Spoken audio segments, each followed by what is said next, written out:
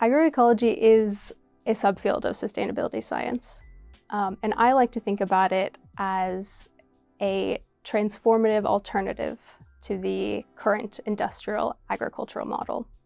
So an alternative that rejects dependence upon fossil fuels and rejects the consolidation of power and works to imagine and design new sustainable food systems built on the principles of food sovereignty and justice and resilience and diversity and social equity.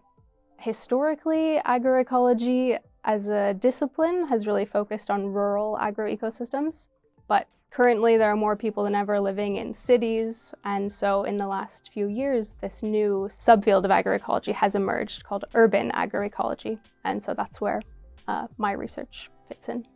The main possibility I see for agroecological research to make transformative change in the city region is to investigate closer the institutional frameworks which kind of hold our current food system in place and look into different options for how to transition from the current system towards new sustainable futures.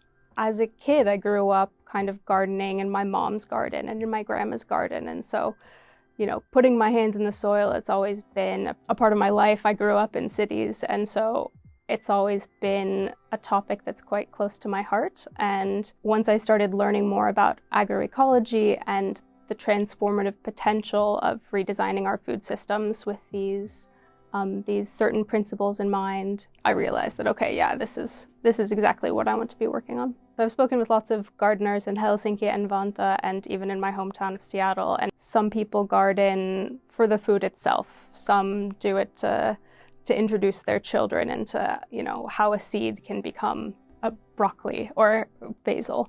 Some people have spoken to me about the significance on their mental well-being or physical health.